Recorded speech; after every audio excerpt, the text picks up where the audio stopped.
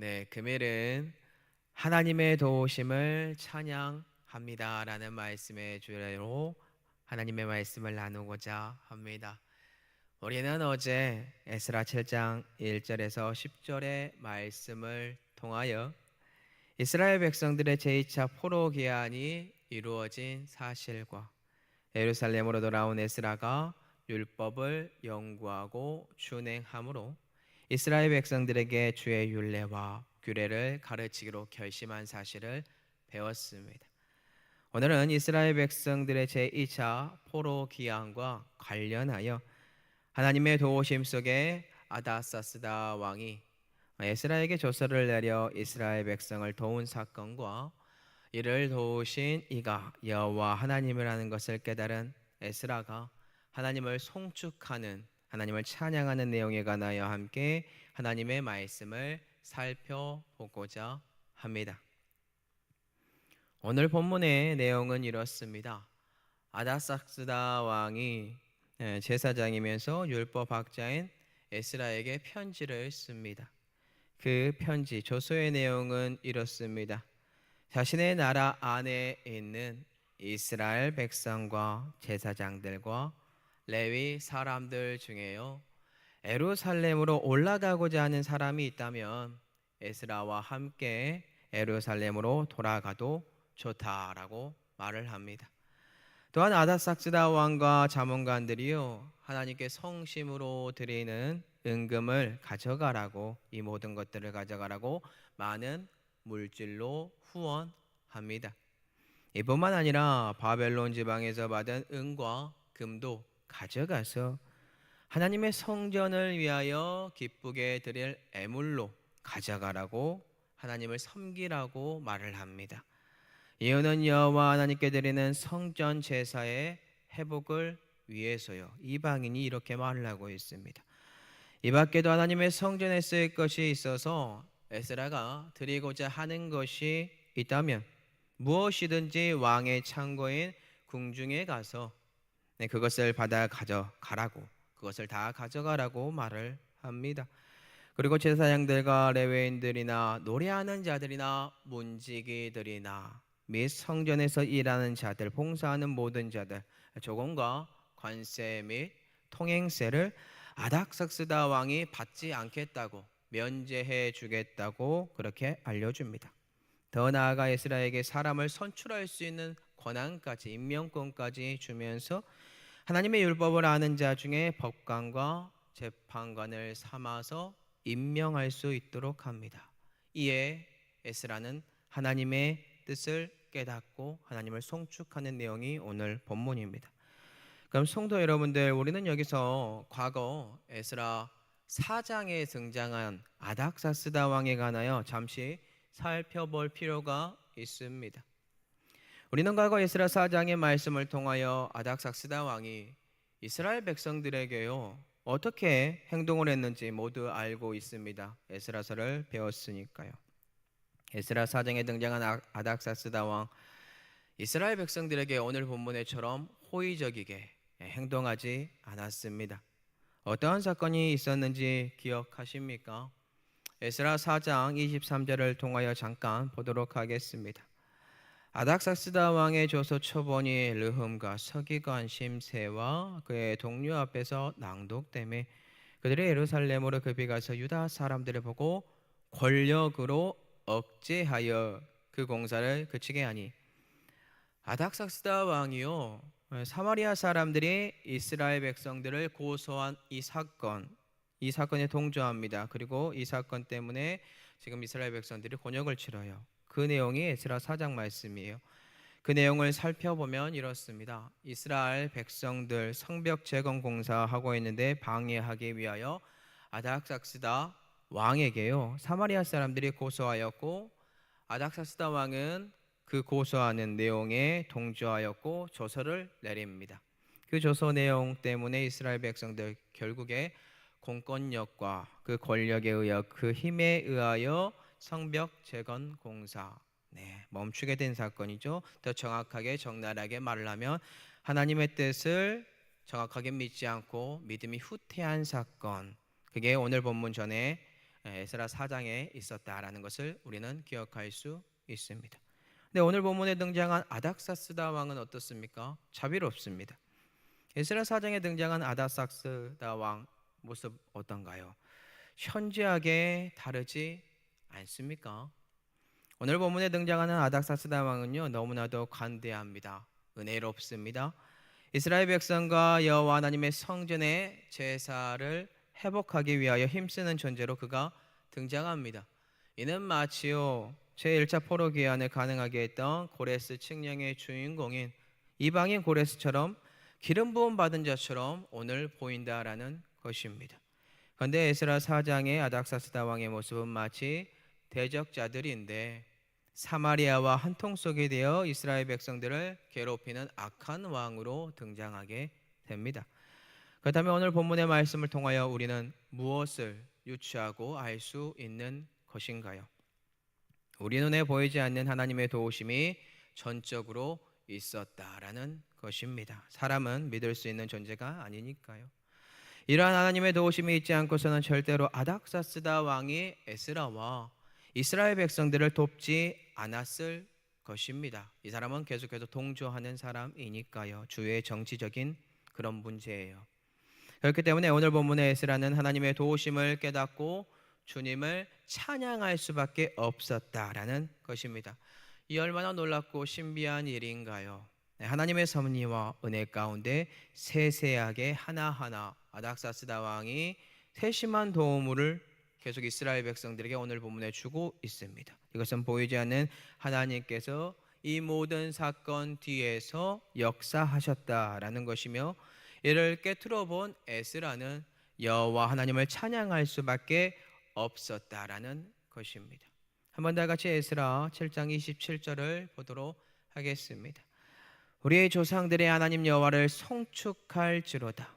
그가 왕의 마음에 예루살렘 여호와의 성전을 아름답게 할 뜻을 두시고. 지금 에스라가 영적으로 깨닫고 하나님을 송축한 내용이 금일 본문인데요.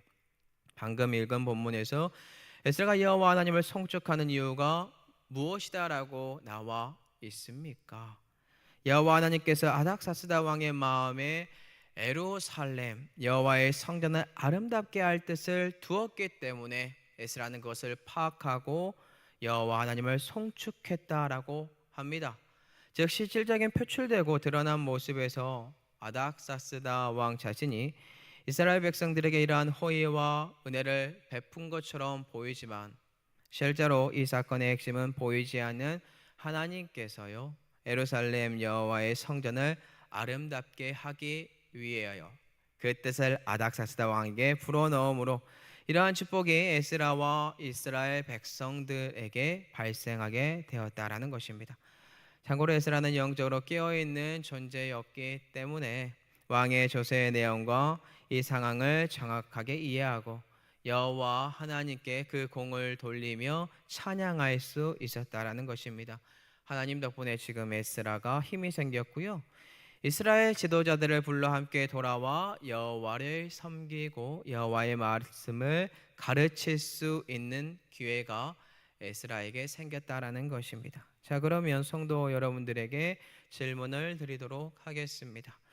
누군가의 권력자나 힘이 있는 사람이 나를 도와준다면 그것은 누구의 보이지 않는 손길이 작동한 것인가요? 그것은 바로 하나님의 도우심이 작동했다라는 것입니다. 하나님의 도우심은 우리의 눈에 보이지 않습니다. 하지만 선명합니다. 그리고 그 뜻은 결국 한 가지로 모아집니다. 오늘 본문 같은 경우는요, 에스라 7장 23절에 나와 있듯이 하나님의 전을 위하여 하늘의 하나님의 명령한 것을 행할 수 있는 기회를 여여 주었다라는 거예요. 한번 볼게요. 23절입니다. 무릇 하늘의 하나님의 전을 위하여 하늘의 하나님이 명령하신 것을 삼가 행하라. 사람이 도운 것처럼 보이지만 지금 이방인의 입에서 지금 이 말이 나왔어요. 그 사람의 입에서 나오는 말들은 하늘의 소리이며 하나님의 뜻을 행하라 라는 음성입니다. 이러한 축복이 하나님을 믿지 않는 이방인으로부터 에스라에게 주어지고 있는데 이게 말이 된다라고 생각하십니까?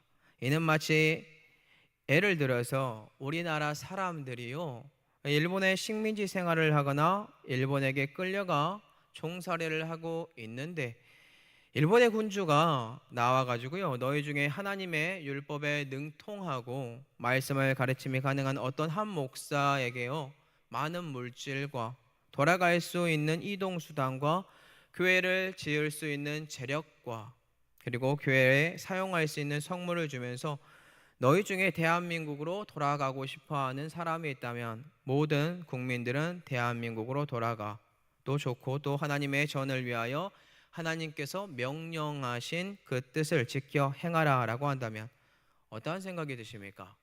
일본 군주가 선하니까 이 일이 발생했다라고 생각하실 건가요? 아니겠죠.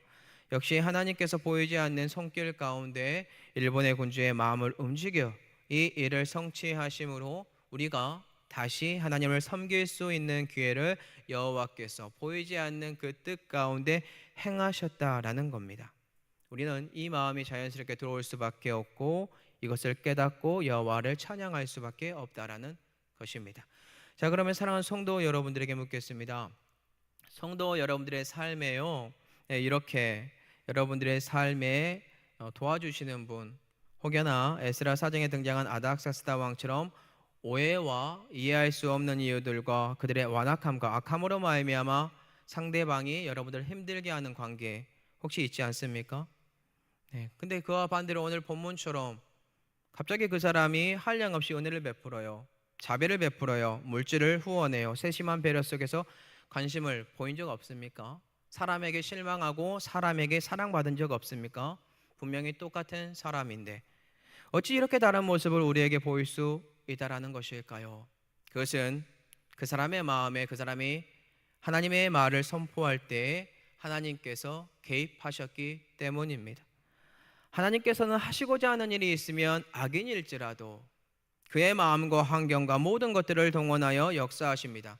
가령 오늘 본문의 말씀처럼 이스라엘 백성들이 다시 바벨론 포로기에서 돌아와 성경 중심, 말씀 중심, 하나님 중심으로 살아가야 하는 숨은 뜻과 하나님의 연의 말씀의 성취인 오늘의 본문 말씀의 뒷편에 존재하는 하나님의 그 뜻, 곧 하나님은 나를 힘들게 하고 대적하는 사람일지라도 그 사람을 변화시켜 주께서 원하는 뜻을 이루신다. 그것을 우리에게 깨닫게 한다는 거예요. 그럼 우리는 이러한 일이 벌어졌을 때 어떠한 자세를 취해야 하는 것일까요?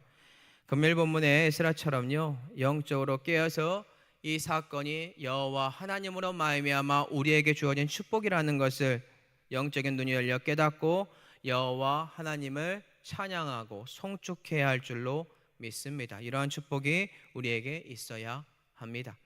말씀을 정리하겠습니다. 오늘 본문은 우리에게 한량없는 은혜를 부어주는 이방인의 왕의 모습, 그리고 하나님의 뒤편에서 역사하시는 모습을 봅니다.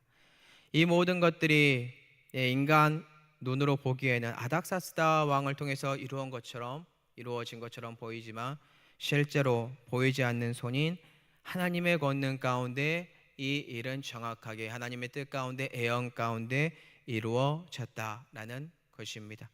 하나님께서 아닥사스다와 에스라를 통하여 이루신 일은 다름이 아니라 이스라엘 백성들이 다시 예루살렘으로 돌아와 성전 중심, 하나님 중심으로 여호와의 말씀을 지켜 준행하며 살기를 원한다라는 것입니다.